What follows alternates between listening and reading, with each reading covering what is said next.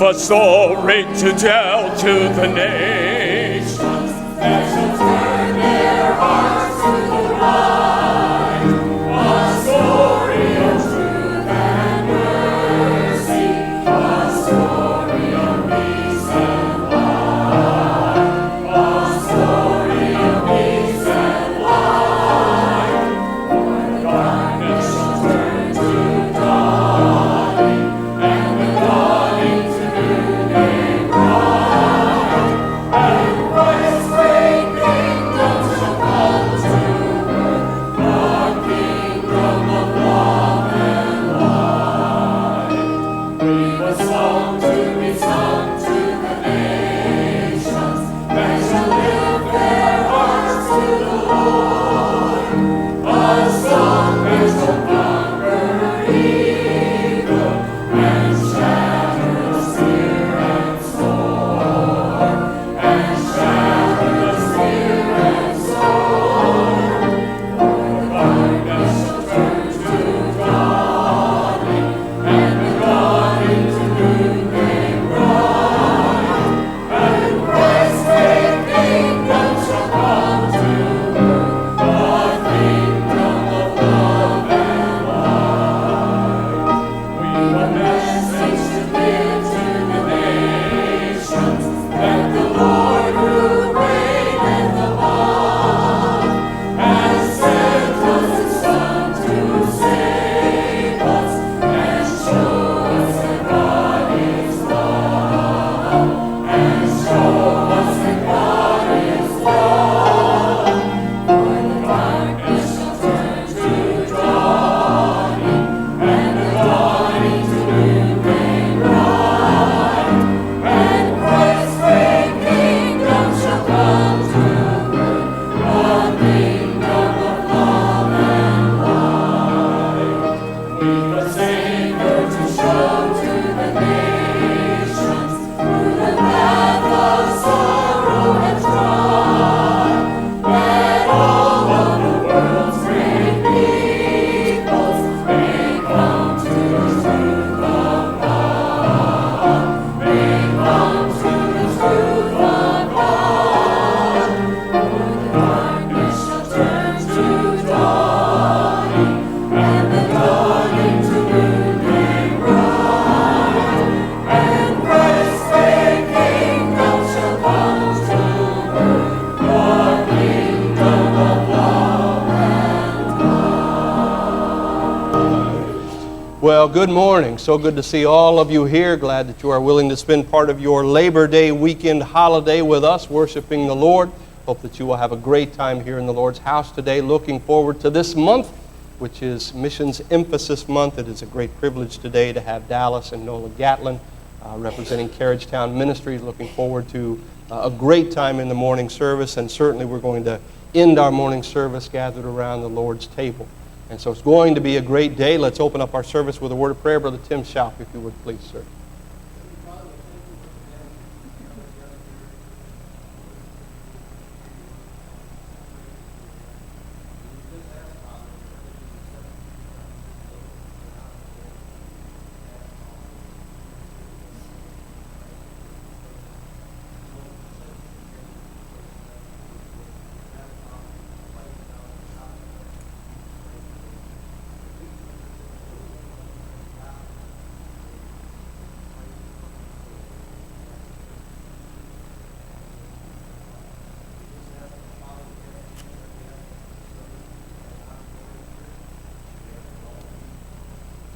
Amen. Thank you. You may be seated.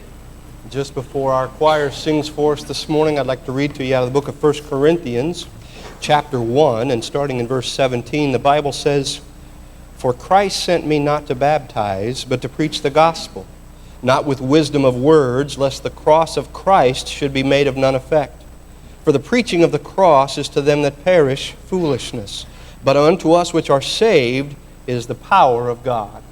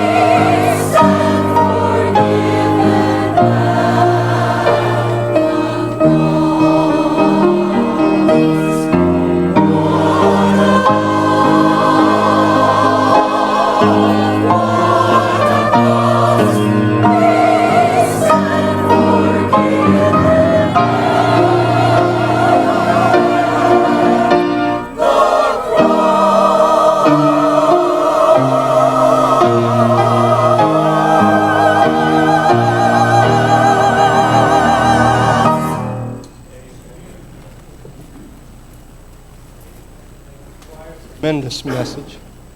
So good to have all of you here this morning. I want to welcome you to North Baptist Church. If this is your first time, it is a great privilege for us to have you here. I hope that you will enjoy your time worshiping with us, and hopefully you received a visitor's packet when you walked in the door. If you'd read through that, take the time to read through it, fill out the information card and drop it in the offering plate, we would sure appreciate that. Got a lot to do today, so we're going to go right on about our business. If you look in your bulletin, you'll see, as we start out Missions Emphasis Month, a flyer here talking about, on one side, all of the missionaries and mission agencies that we support. On the back side, you'll see a little introduction to Carriagetown Ministries. If you're not familiar with that, I would encourage you to keep this and read it. You'll get some valuable information. Also, we have a missions directory. If you would like detailed information about each one of our missions agencies and missionaries we support, we have that in a little booklet with birthdays, anniversaries, testimonies, all of that. We'd love for you to be able to take that. But please keep that and read over it, and I know it'll be of help to you. If you look at the announcements this week, we've got a lot going on as we continue through the day. We'll have our evening service tonight at 6 o'clock. And through Missions Emphasis Month, each Sunday evening, we're going to focus on probably the greatest missionary that's ever lived, and that is the Apostle Paul. And so we're going to be studying about him each Sunday evening. Tonight we're going to look at his conversion on the Damascus Road. So I hope you'll be here for that tonight at 6 o'clock. You'll see all of our other activities going on. We've got a lot going on this week. Men's prayer meeting, ladies' prayer meeting, Tuesday morning, deacons meeting. Wednesday, you'll see our morning to morning and all of our kids' programs and Bible study at 6 o'clock. We are finishing up what we started a few months ago with a study on the minor prophets. Those are the books that we can't find and the names that we can't pronounce, and vital to the Lord's message. And so we hope that you can be here Wednesday night at 6 o'clock for our Bible study. You'll see next Sunday night we have a snack night. Hope you can be here for that. There's a sign-up sheet out on outside of the office if you can sign up for that. Also, fellas, if you are going golfing with us next week, Monday and Tuesday up to Black Bear, $70. That covers 36 holes of golf, supper, breakfast, and lodging. We're going to do a couple scrambles. Today is your last day to sign up for that. Also, you'll see coming up Wednesday, the 16th of September, our back-to-school bash. Excited about that, to get the kids excited to get back into school. I don't think that goes hand in hand, does it? School and excitement. I just don't think that flies. Next Sunday morning after the morning service, if you play the piano or the organ, or you would like to play the piano or the organ or the keyboard, we're going to have a short meeting right after the morning service next week. We would love to have you here for that. Just before we have our offering, today is also Promotion Sunday. I'm going to ask Pastor Aaron if he would come, and we've got some certificates to pass out for those kids that might be here today. So, Aaron?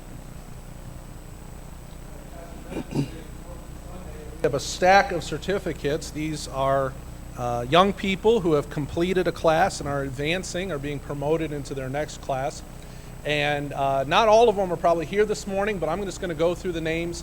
But if you hear your name called, okay, come on up. We have a certificate for you, and Pastor will give it to you. And what we're going to do is we're going to go through each section. The first section are for those who are advancing from the 4- and 5-year-olds into the primary class. So this means that this age group are now going to be into junior church and then in the Truth Trackers program. So we're going to go and do them first. The first person is Ben Garion. He may still be back in the class, okay? Gavin Bean. I think they all just went to their class. Okay, Mark Lane. Sierra Bell. Is Sierra in here? I think Sierra's in here. No? Okay. Ava Dudley and Alexa Ford. I think Alexa is here. Here she is.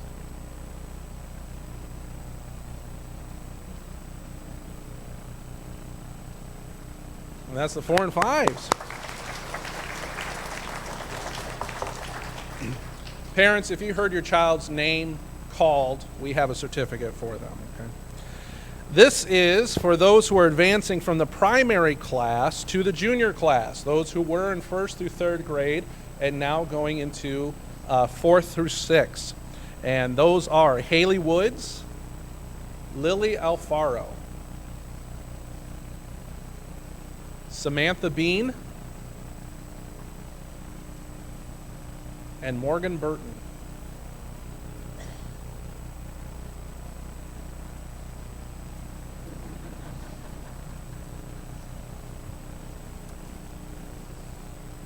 Today, it is. Today's her birthday, yeah.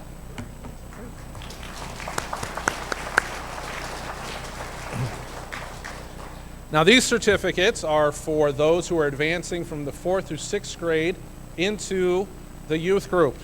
And we are getting quite a number advancing this year. Grant Gonzalez, Helena Castillo, Catherine Wiley, Katie Amour,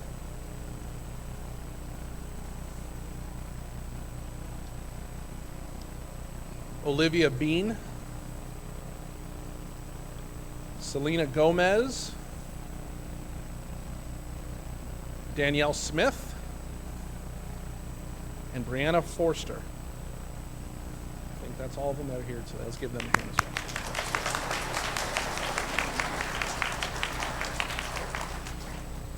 And to think, I believe just 7 short years ago, Bobby and Sissy were just about the only young people here. So, and now look at them, teenagers driving and dating and shaving and all that stuff. So. All right. We appreciate very much our young people that are here. We appreciate those that take the time to teach them and pray for them, and that is something that we must never stop doing. Fellas, if you would please come. We're going to have our morning offering. We appreciate the faithfulness of God's people in meeting out the needs here at our church. Russ, if you would please, sir.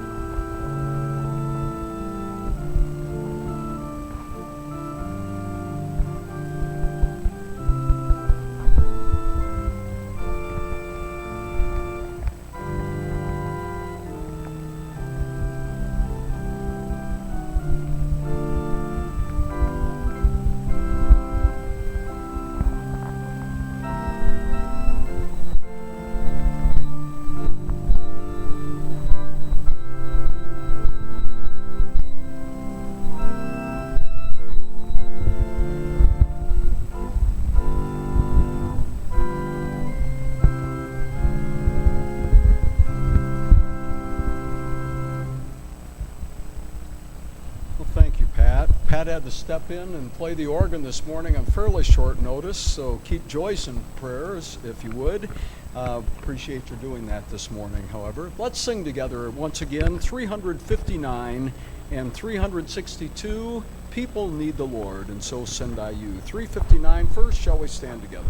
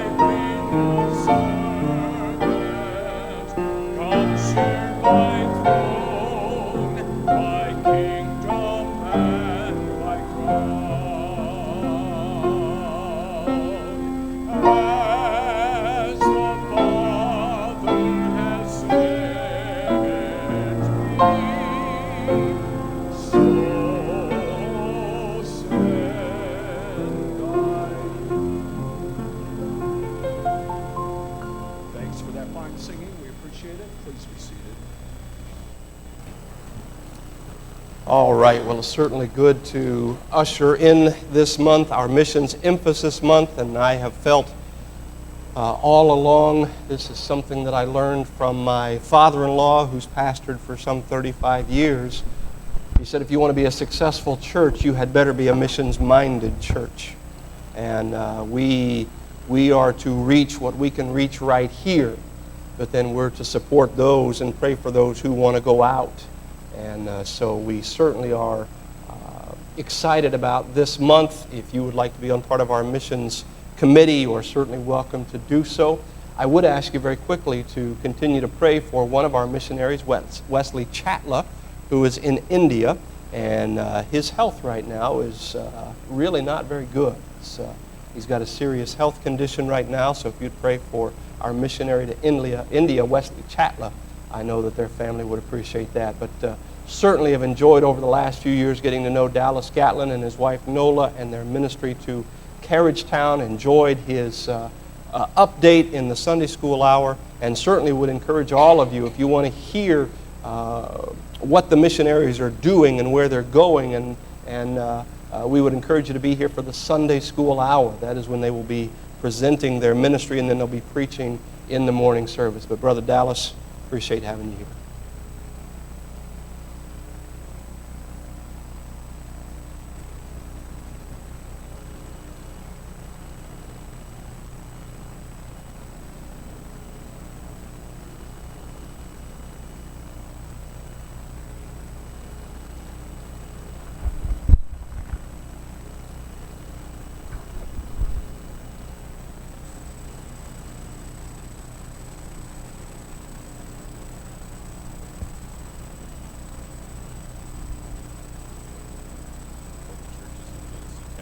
So I bring thanks from us to you for helping to make the word of feeding the hungry, the work of feeding the hungry, and taking in the homeless possible there.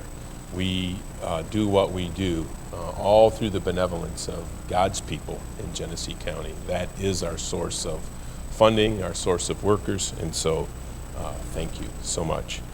I want to invite your attention to a psalm this morning. It is one of the psalms that was written by Moses. As you know, the psalms are written by different authors, mostly by David, a king, a prophet, a poet. But this particular psalm is a prayer of Moses, and I want to share some words from there this morning with the thought of teaching us to number our days. So let's go there. Psalm 90, verses 10, 11, and 12. The days of our years are 80 years and 10. And if by reason of strength they be 80 years, yet is their strength labor and sorrow, for it is soon cut off, and we fly away.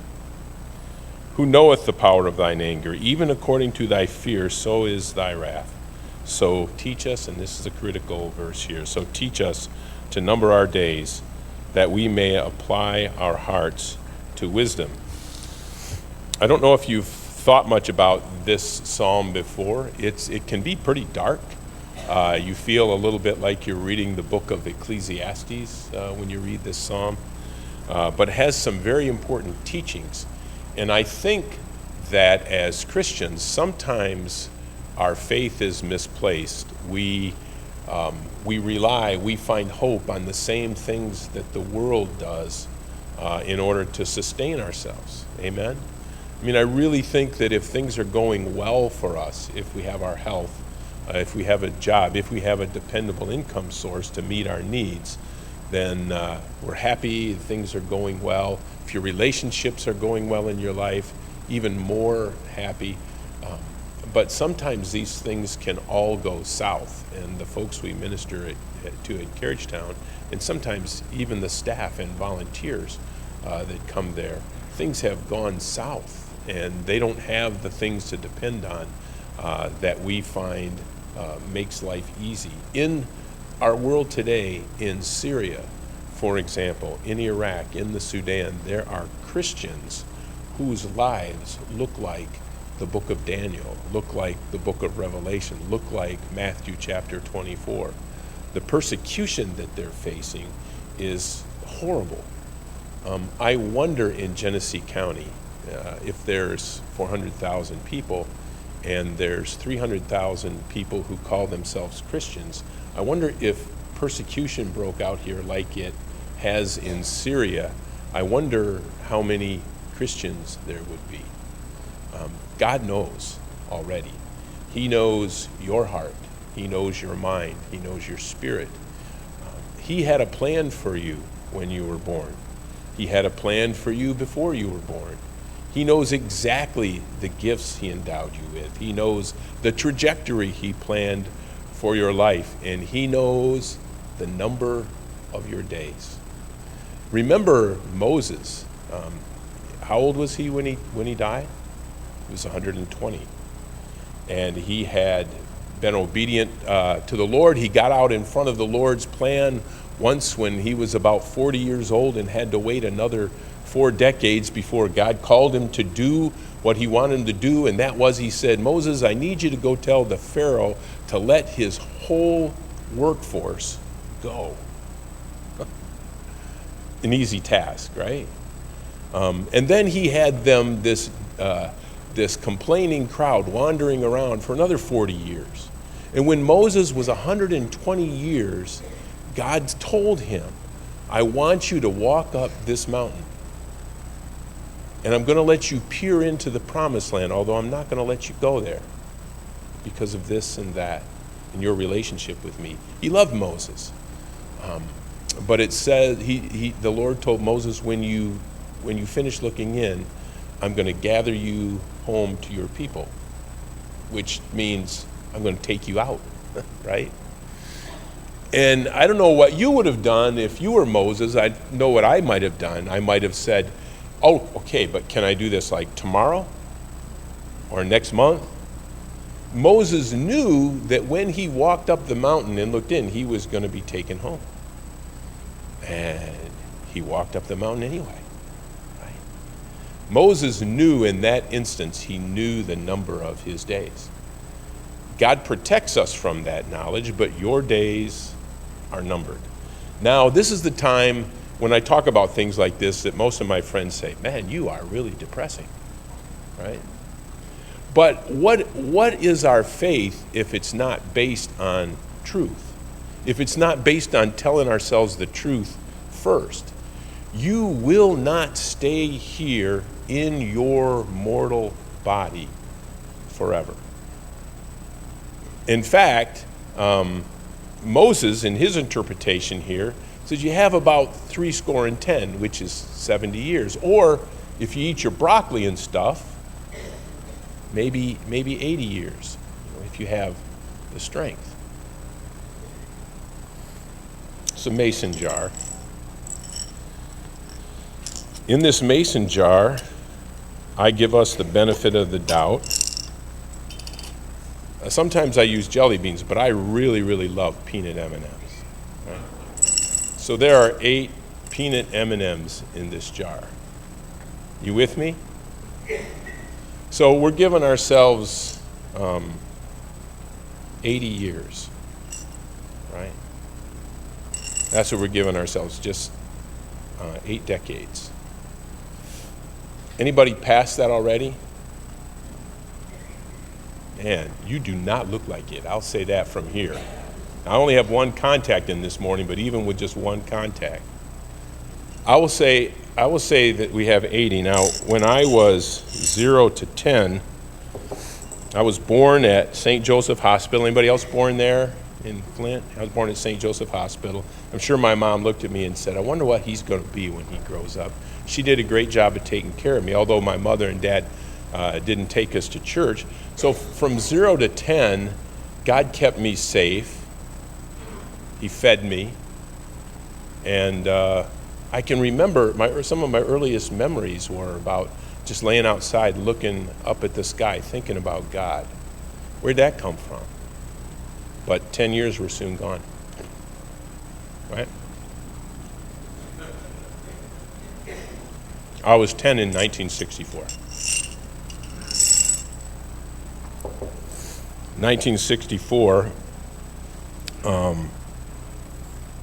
Lyndon Johnson was elected president. Anybody remember that? We went through the Great Society programs and things, and then from 1964 to 1974, in that time frame, I was saved. In 1966. And I started going to church in 1966. And I started following Jesus in 1966. I wasn't baptized until 1970. And then in 1972, I graduated from high school, went off to college.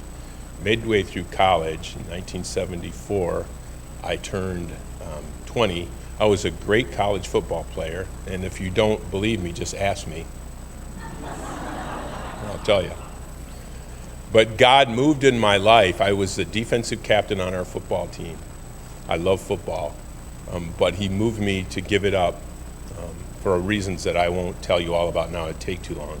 But I was 20 years old and had a great spiritual awakening in my life.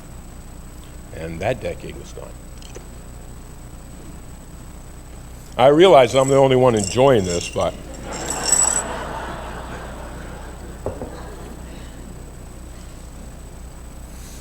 and then, oh, by the way, what'd you do between 10 years and 20 years old? Some of you are still there. But let me tell you, from my perspective, it passes quickly. I used to think people were 61 were old men. Even the 61-year-old women I thought were old men. Now there's a lot of 61-year-old women who are beautiful, the most beautiful of which is my wife, Nola. Yes, you learn a lot in a few decades, right? From 20 to 30, I graduated from school and then got married to Nola in 1976. And then in 1979, we had our first child. And then another one in 1983. In 1984, we reached that futuristic year that I read in a novel when I was in grade school, 1984. It's supposed to be about the future. You remember how long ago that was? That was a long time ago. That decade passed away. Yes, I'm going to eat all of these, except the last two. 30 to 40, a lot happened. It was the prime of my career in General Motors. Lots of promotions and lots of traveling and babies growing up and just raising our kids in the church, writing our first check to God because it was all his anyways, right? And then at some point I turned 40, but it never bothered me. Never thought about it. In fact, I didn't think about 50 either. That didn't bother me. A lot happened. I don't have time to tell you about it all this morning. But then, 60, when I turned 60 in 2014, I thought about that one. That was 6 decades. I have stuff that I still want to do. How about you? I hope you were counting your decades when I was counting mine, right? You know how many peanut M&Ms you have left in your jar. However old you are. But I know whatever I'm going to do between now and the time I talk to Jesus about it, this is what I got. Right there. That's it. Now it's really tough to eat 6 M&Ms without a glass of water. So I don't know. Somebody wants to serve the preacher this morning. Maybe a little glass of water or something. But I can make it even if that doesn't happen. You have a God-planned, a God-blessed trajectory. A blueprint. And from your perspective, it started when you were born, and it looks something like this. Does anybody not believe that we were created in Christ Jesus unto good works when we were saved? Huh? Everybody believe that? Everybody buying that? So if you were saved, you were created not to have life insurance or fire insurance. You were saved to live productively. You were saved to be a Jesus student. You were saved to go to school every single day of your life. You were saved to do your homework. You were saved to learn what your gifts are. Your gifts is knowing, when you know your gifts, you know something about your trajectory. If you have trusted mentors and friends in your life, they will help you discern what your gifts are. You see a lot of people who think they're Sunday school teachers or preachers or organists that maybe aren't, or singers or whatever. So it's good to have friends help you. I came down with a cold this morning, so if I shook your hand this morning, you might want to think about that. Just excuse me for a minute. Think, you were given some gifts, and God calls you to know him. In your own personal plan for your own success, knowing God should be at the foundation of it. And that should involve daily Bible study, and daily prayer. And the cool thing about following Jesus is he doesn't tell you that it has to be at 6 a.m. and noon and 3 p.m. He says pray continuously, but don't make the mistake of saying, well, I don't set aside time to pray because I pray continuously, just like the Bible says, right? What would it be like to a friend if you didn't set aside any special time for that friend, but you just said, well, I'm just your friend continuously? I know it looks like I'm not paying attention to you when you're trying to call me or talk to me or whatever, but I'm always thinking about you, right? Don't pay any attention to me looking at my watch while I'm talking to you, because I'm your friend continuously. Thank you so much. So I ask you this. Since this day, last summer, the Sunday before Labor Day, have you read or listened to the scriptures every day? Have you eaten something, food, every day? Did you drink something every day?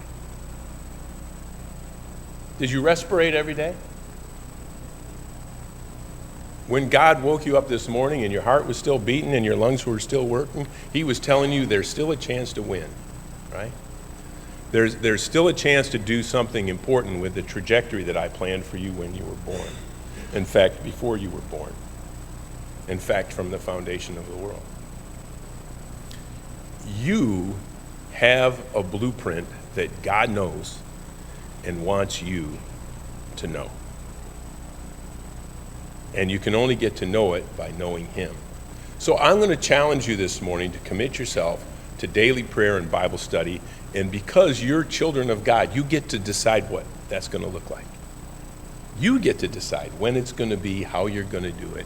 Daily Bible study and prayer. And you get to be the one who, if you miss a day, you declare yourself not guilty.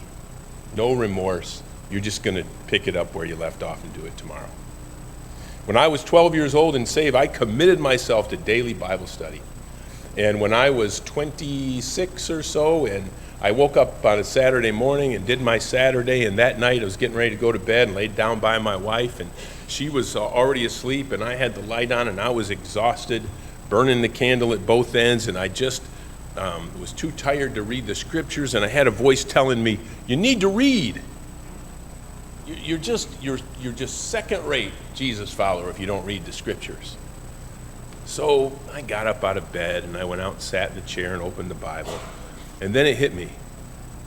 I woke up early in the morning, that morning, and I read the scriptures for an hour. And you know what that told me? It said, that voice guilting you into reading the scriptures is not God's voice at all. That's not the voice of the Holy Spirit. That's a voice trying to steal the joy of reading the scriptures. So what I'm calling you to this morning isn't to say, oh man, I have to do this. If I'm going to be a first-rate Christian, I have to know God at the foundation, daily Bible study and prayer. How many people try to read the Bible every single day? Raise your hand. Go ahead. Pray intentionally every day. Raise your hand. How many people don't raise your hand, just say safety prayers every day? Dear God, keep my family safe on the highway and, don't let us get sick. Amen. Right? We do that, don't we? I mean, I do that. I'll just confess I do that. But Jesus said, when you pray, pray like this. Our Father in heaven, hallowed be thy name. Thy kingdom come, and thy will be done. Right here, right now, on earth, just like it is in heaven. Give us what we need today to get through. Forgive us our debts. What's the standard? As we forgive our debtors. That's a high calling. Don't lead us into temptation, but deliver us from the evil one. And then in one place, it's added, for yours or for thine is the kingdom and the power and the glory forever. That's what Jesus says when he's wanting to teach us to pray. He's not saying mouth these words, these exact words, but keep these things in mind. Honor God. He knows what you need. Go ahead and ask him for it, right? Be forgiving, and watch God forgive you. And watch out, because you have an enemy who roams about the world like a roaring lion, seeking whom he may devour. We actually have an invisible enemy that is uglier than anything you can imagine, more dangerous than any danger you've ever faced in your life. And he wants to have you for lunch. He'll put wedges in between your relationships. He'll put roadblocks in your path, especially when you decide you're going to live for God, right? He wants to destroy your life, your salvation, or if you're saved, you're saved forever. You know, he wants to destroy your effectiveness. He just wants to put you on a shelf so you don't live productively. We're called to know God. We're called to gain knowledge and skills. What are my gifts? Develop them. We're called to live productively. Jesus taught about that, did he not? Do you remember the investors, right? I gave you 10, you made 10 more. Well done. Good job. I'll make you responsible for many things. I gave you 5, you made 5 more. There you go. Nicely done. What'd you bury that in the ground for? Didn't I tell you to invest that? Yeah, but you're a tough grader, right? I just wanted to be able to give you back whatever you gave me. I haven't been paying attention to it. I just buried it. I wanted to give it back to you when you came back. Is that what I asked you to do? What's he asking us to do? I think most Christians today are just interested in fire insurance. And that if the world looked at us, we'd look very similar to everybody else, right? Would we look like we love Jesus? Would we look productive? Would we be productive?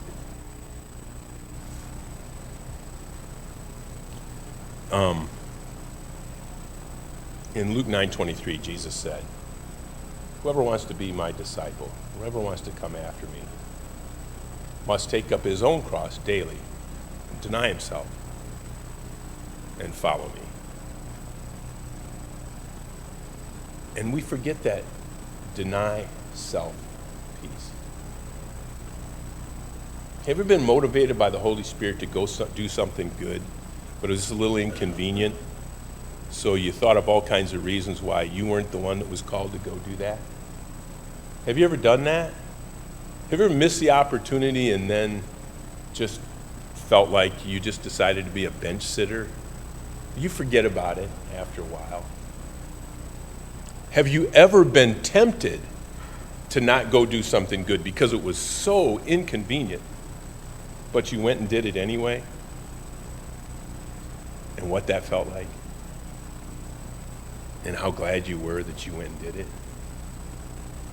Do you have somebody in your family that you're visiting once a month that you could visit once a week?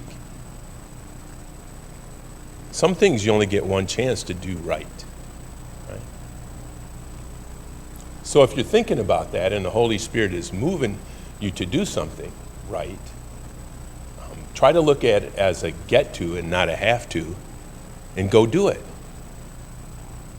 You can always watch Downton Abbey anyway, right? You can always watch the football game.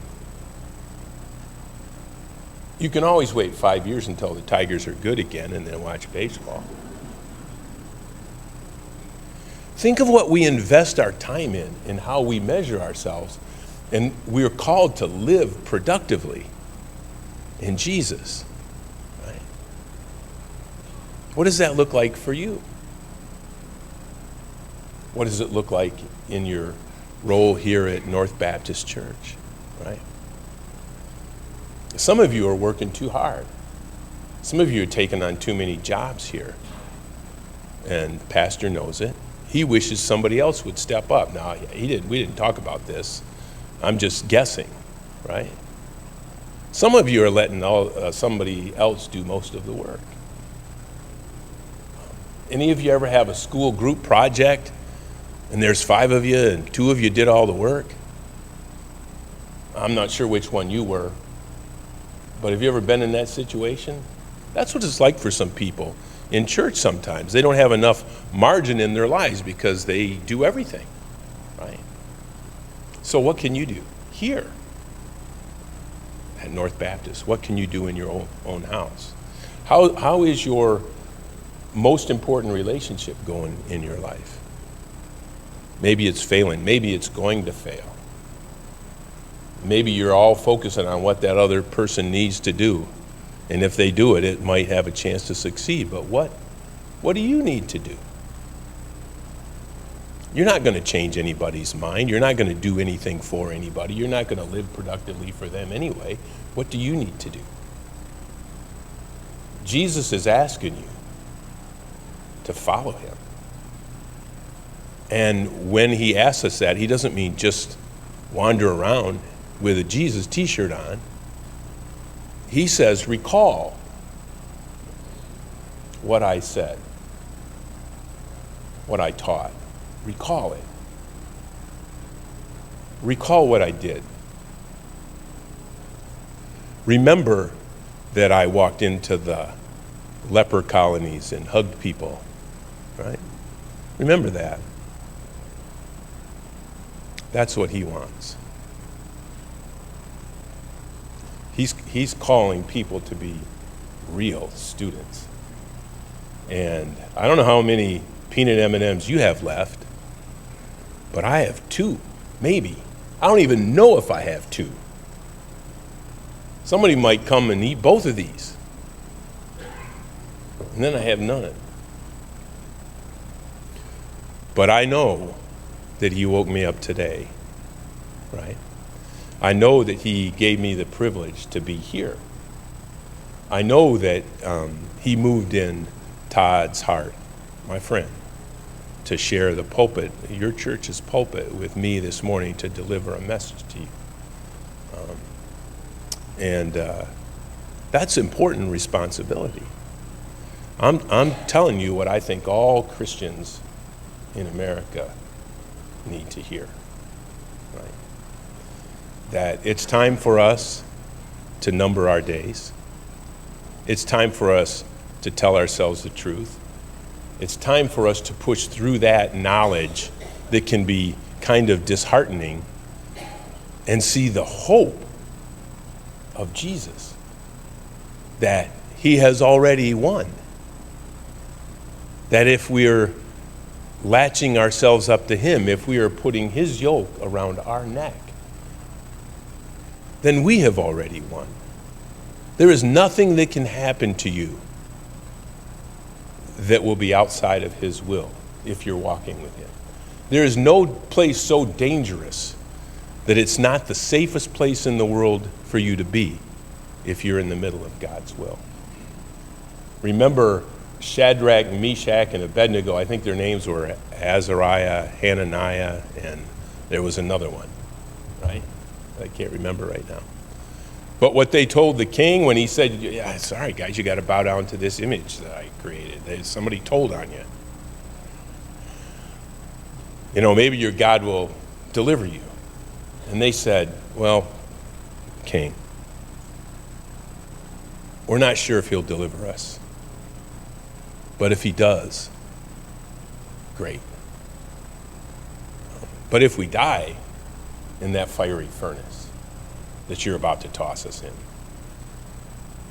then he'll deliver us anyway.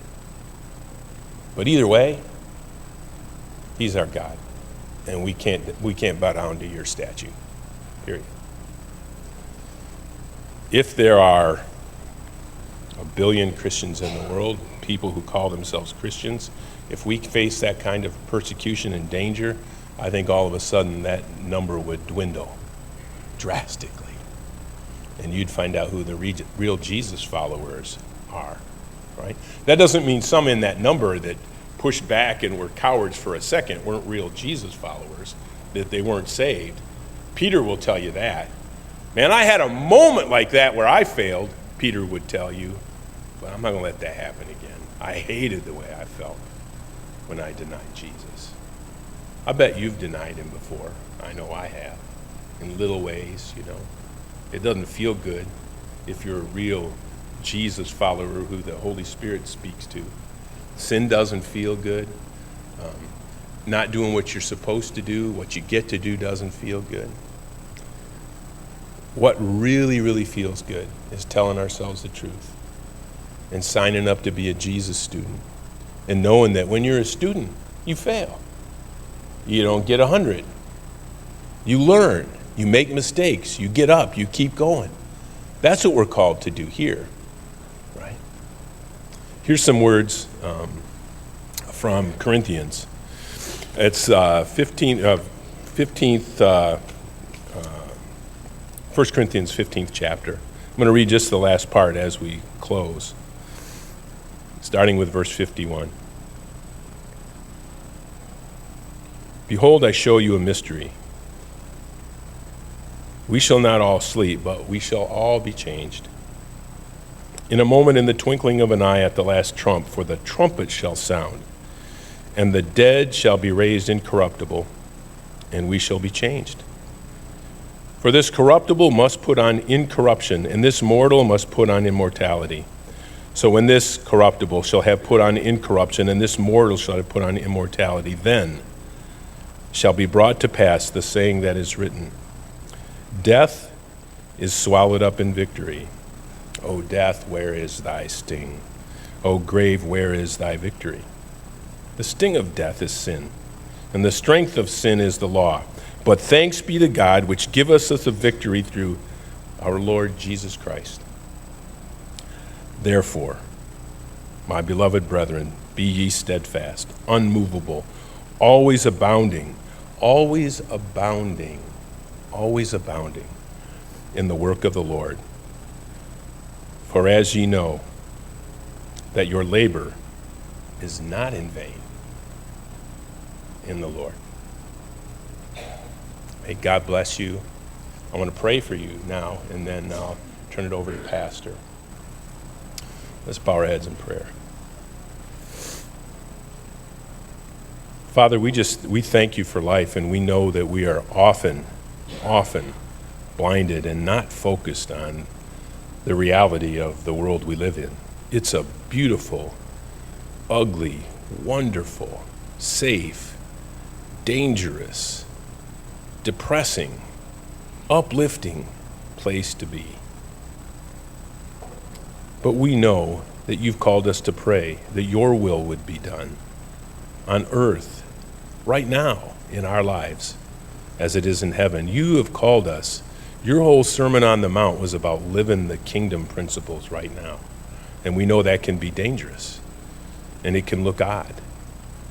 But we also know it can be very, very productive, and that you've called us to do it. So we ask you to help us see it, be discerning and wise. Help us to grow as we make mistakes and try. Help us to know our individual gifts and the trajectory you plan for each one of us. Help this church know the trajectory you've planned for it and to stay focused on your work. You're blessing this church, and there must be a reason for that. We thank you for the light that they are in the community. And like the letters to the churches with which you are pleased, we pray that they would keep their focus and just enjoy living for you and producing for you in your kingdom. And we pray these things in Jesus' name. Amen.